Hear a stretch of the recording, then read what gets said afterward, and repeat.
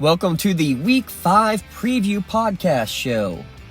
Preview Show Podcast. Whichever way you want to spin it around, it's here at lcsportsnet.com, and it's always delivered by Penn, Ohio Bottled Water. Make sure you ask about their custom label options and let them do the heavy lifting for your 3 or 5 gallon jugs or your standard 16-ounce bottles delivered straight to your home or work. Glad to be delivering you some fresh factoids getting ready for this week's set of games within the county. And again, just one game this week featuring county against county.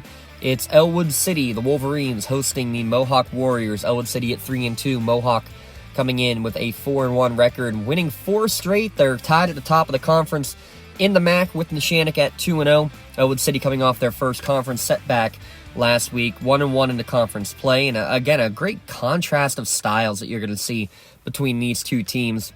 And they have respective leaders in WPIAL. Through 5 games, Mohawk quarterback Jay Rona, he leads the district, 20 passing touchdowns. He's actually third in the WPIAL right now in passing yards. On the other side, Elwood City junior running back Elijah Palmer-McCain, he's leading the WPIAL with 779 rushing yards. That's 156 per game for the running back. He actually just, congratulations, just went over 2,000 career yards on the slate. Very likely, Rona will probably be the all-time leading passer in terms of yards for Mohawk by the time this season ends, and definitely by the end of his career if he stays healthy, but maybe even by the end of the season at the rate that he's going, Palmer McCain might be the all-time leading rusher in Wolverine history. And I'll tell you what, both of those guys and the entire teams really have to be eyes wide open in terms of the opportunities that can lay in front of them this week. Let's just dive right into it. Mohawk's passing attack. Jay Rona, he's got at least 3 touchdown passes each game, and they're now facing a Wolverine defense that gave up over 300 passing yards and 4 passing touchdowns to Western Beaver's freshman quarterback last week. 3 of those touchdowns were the big play, the 45-plus or more passing yard touchdown. And I guess much like the Golden Beavers, Mohawk can score from basically anywhere on the field with their trio of receivers. Bobby Fadden, 9 receiving scores on the year. I believe that's also top in the WPIAL, throwing 4 touchdowns each, for Dante Retort and Blake Logan as well. As soon as you drop back into coverage, too, to try to take care of those 3, well, that's when Justin Boston gets into the fold. He had a 200-yard game from scrimmage against Laurel, had a pair of touchdowns last week against New Brighton. Now, let's flip it over the other way, though. Elwood City, their rushing attack with Elijah Palmer-McCain as the workhorse. How about 38 carries last week for the junior? One of 18 juniors on the team, by the way. But EPM, over 200 yards on the ground last week, a pair of scores. I think the biggest surprise is the lack of touchdowns. I mean, he does have 5 on the year, but it does seem a little bit low in all honesty.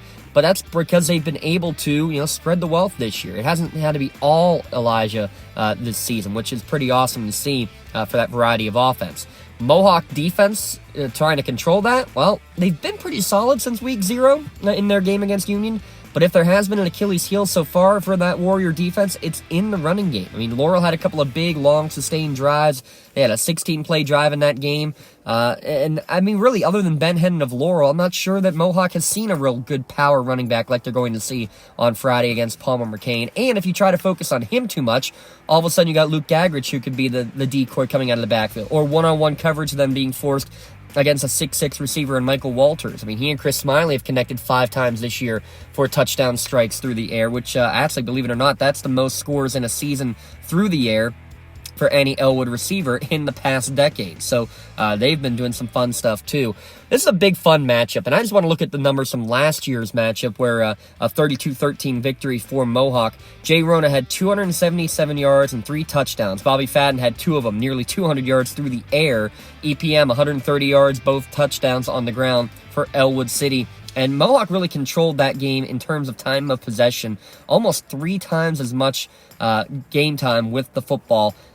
Elwood City can, and they need to, flip that script right there in terms of ball control in order to win on Friday, keeping that Warrior offense off of the field. It will be homecoming there at Helling Stadium as well. Game 6, all at home for Elwood. The other game that we'll have on the network on Friday night, Laurel traveling down to Rochester. And this is an interesting game because Rochester 3-1, Laurel has lost 4 in a row. It wouldn't sound very positive at all. However, this is not a full-strength Rochester team, unfortunately. The Rams have suffered their first defeat last week to Shenango, 18-6. They're now 3-1 on the season. And really, more than anything, this game is huge in terms of implications for the playoffs, because many kind of assumed the Big Seven would be led by the Union, Southside, Rochester combination, and that the final spot would probably be between Laurel and Shenango, and they play Week 9, so it'd be like a win-and-you're-in type scenario. However, with Shenango beating the Rochester Rams last week, everything's thrown to the Wolves. If Laurel wins this Friday against Rochester, now it's the Rams who could be in danger of missing the playoffs no matter what they do the rest of the way. Speaking of Rochester, it's the same old song and dance that they've had for the past 3 years. Great athletes, strong line, but it's been a battle to stay healthy. Last couple of years, it's been the quarterback Parker Lyons getting hurt. Now it's their star running back, Antonio Lori. He's missed a couple of games due to injury. Unsure what he's going to be this week, if at all. Not sure when he will be back in the lineup. Obviously, it's not all about one player, but in 1A football, you miss one key position player like Lori, who does so much for them on both sides of the football. Everyone else shifts into those new roles, and it just makes it tough, and it takes time to really gel properly at that point.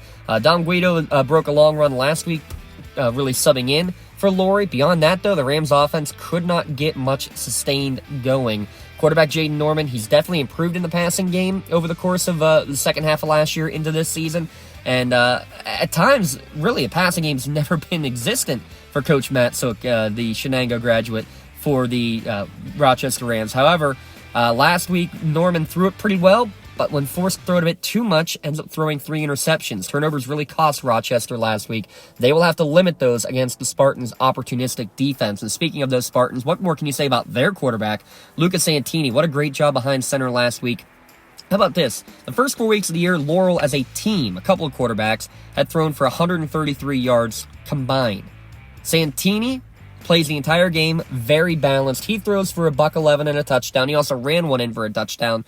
The pass went to Jack Miles for his score on a 4th down. Ben Hennon, he missed the non-conference game. He's back, 122 yards, doing what he does best. I love the Laurel line. It's young, but man, are they getting better and better every week. They really impressed me against Mohawk early on. They fought back well against Union last week. If they can put together a full 48-minute performance, look out. This is a Laurel team that could be peaking at the right time of the year, and we could be seeing maybe another eyebrow-raising scoreline at the end of Friday night. This series, it's been dominated by Rochester. They lead 11-3 overall, but Laurel has won those 3 games in each of the last 4 years, including a couple of shutouts, 42-0, and also a 30-21 win last year. That's a pink out game, down at Rochester High School on Friday night. Well, let's step aside. We got 2 games down, 5 more that we will quickly preview for you. It's the Lawrence County SportsNet Preview Show podcast at lcsportsnet.com. Don't get left out to dry. Call the Penn Ohio Bottled Water Company for the fastest and most efficient bottled water delivery service in the area. Penn Ohio offers bottled water ranging from 16.9-ounce bottles to 5-gallon jugs, perfect for your next event or office water cooler system. Also, don't forget to ask about their custom labeling options. Visit PennOhioBottledWater.com for more information and to get a quote on their delivery services. Whether it's at home, in the office, or on the sidelines, Penn Ohio has you covered. All right, let's jump right back in. Riverside against Neshannock, arguably the biggest regular season win in Neshannock football history last week for the Lancers, probably since they upset Stowe Rocks 11 years ago. Now back-to-back 27-26 wins after stopping Beaver Falls on their game-winning 2-point conversion attempt. So what's next? How can you avoid the hangover when you're traveling to winless Riverside? It shouldn't be too tough to make sure you avoid that hangover, knowing you're facing Robbie Janis, the junior running back. What a workhorse. He got hurt against Shenango, missed the following week, but he was back on the field last Friday against Freedom, and again, 100-plus yards and a touchdown on the ground, and he's a big part of that Riverside defense. He'll be the focus of the Lancer defense, and how about that Lancer defense? Pat Argero, Anthony Bonner, both with pick sixes last week. They were terribly outgained in the game by Beaver Falls last week, but the bend-don't-break style, getting those big plays, that's what you get out of the Coach Mazzocco D. You'd like to see Neshannock offense bounce back a little bit this week.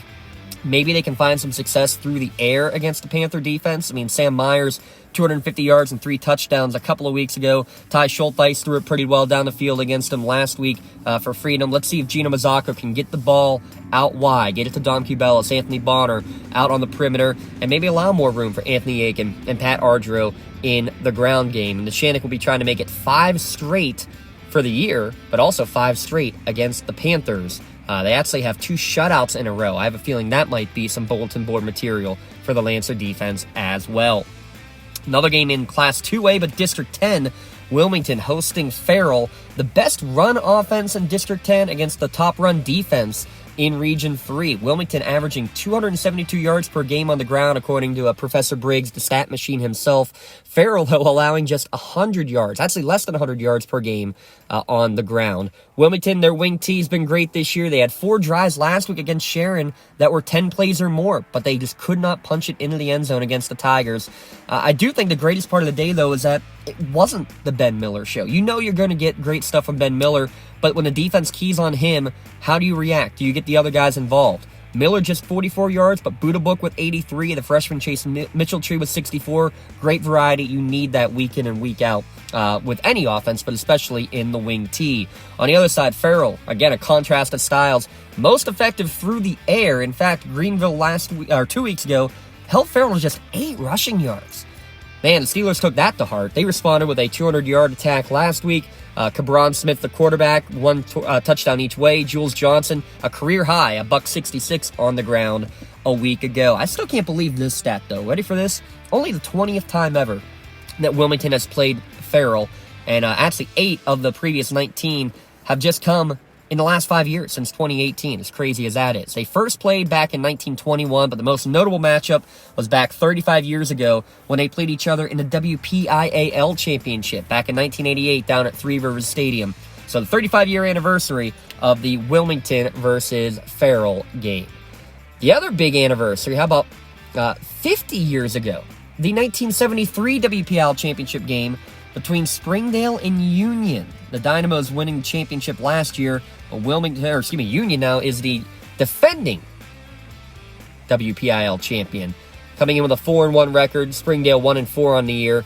Their only win coming against Summit Academy. Some names you'll be hearing from. While dual threat quarterback Chase Wyrock, he's got 9 total touchdowns. Watch for Caleb Gent on the outside getting involved. For Union, shout out to Mike Gunn. Career performance, 92 on the ground, 92 receiving, and a couple of touchdowns each way. That's the type of performance that you need to see from Gunn to be that, really second option out of the backfield to go with Braylon Thomas, the quarterback, who also was great. 3 touchdowns last week against Laurel. So Union at Springdale in non-conference action. The conference game in the Big 7, Northgate hosting Shenango, and this one could be historic too. First off, just again, credit to Shenango getting the win last week. All the injuries that they had, just huge win on homecoming, getting the 18-6 win. But similar to Neshannock, you can't suffer the hangover this week against a Northgate team that on paper you should be able to beat.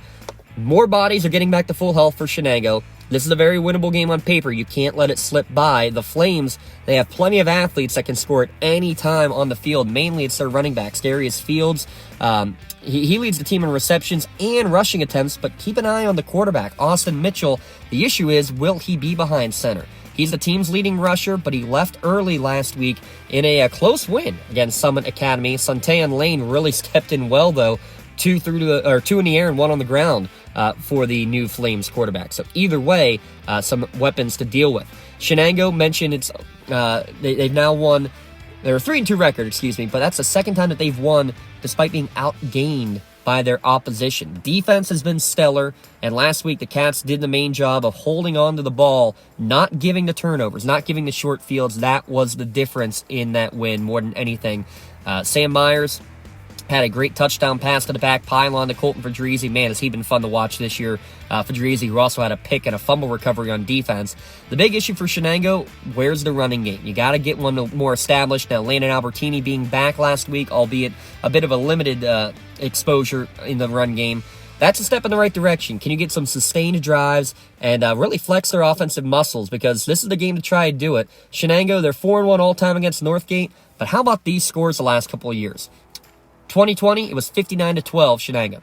2021, 48-6 Shenango. Last year, 75-19 Shenango. That is the most points ever scored in Shenango football history. See if they can put up big numbers again and get that offense back on track. Speaking of getting an offense back on track, our final game, the Parkway Conference, Newcastle against Montour. Canes, a 14-game losing streak right now, and they're facing the Lucero Fighting Spartans, coming in with now a 4-1 record. Newcastle, they just got to be looking for those minor victories. One thing at a time, one play at a time, one game at a time. Definitely some improvement last week with that mentality. Put up 14 points after just having 32 yards the week before against West Allegheny. Montour, you're going to hear about Jake Wolf, the quarterback. Leads the team in both rushing and passing. 18 total touchdowns, over 1,000 yards passing already, and a trio of wideouts in Fitzpatrick, Batch, and Platts. Platts catching 2 touchdowns against Aliquippa. That is the only loss for Montour on the season. They bounced back in a big way last week, and we'll look to continue it with a trip up to Newcastle.